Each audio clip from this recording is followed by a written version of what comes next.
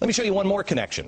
In 1860, David Wyrick, he's a guy who surveyed the Newark earthworks. He was digging into a mound near those earthworks, and he found a wooden coffin made of oak. They opened up the coffin and found a skeleton of a man holding a little box that was about 8.10 inches in size. The box had been cemented shut here. This, by the way, is sitting in Ohio. Well, he opened up the box and he found a little man inside, a little black stone. They took it to scholars and they looked at it.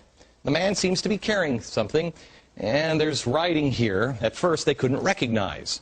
The writing is, they thought in 1860, some sort of Hebrew.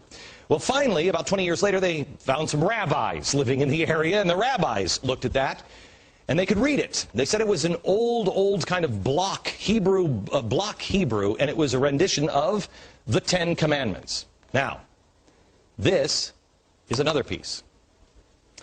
Block Hebrew, they said they'd never seen anything like it. Mainstream archaeologists at the time called this a hoax.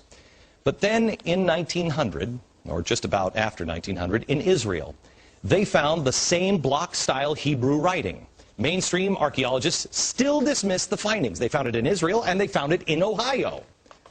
But there was another stone that they found that they couldn't argue. This is the Bat Creek stone. It was found during the course of an official Smithsonian evacuation. The Smithsonian didn't understand the meaning of the writing on the stone. They thought it was Cherokee, since it came from Cherokee country. They didn't realize that it's actually Hebrew. They had published this originally upside down. They threw it in a box at the bottom of the Smithsonian, put it in the basement. Many years later, a scholar took it out of the box, looked at it, and went, oh my gosh, it's upside down.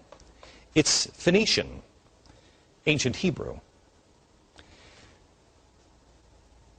So what's going on here? What is that about? Where is that history? I'll show you in a few minutes, and we're going to have a conversation. I'm going to show you some more things that the Smithsonian, science, government, commerce colluded to erase.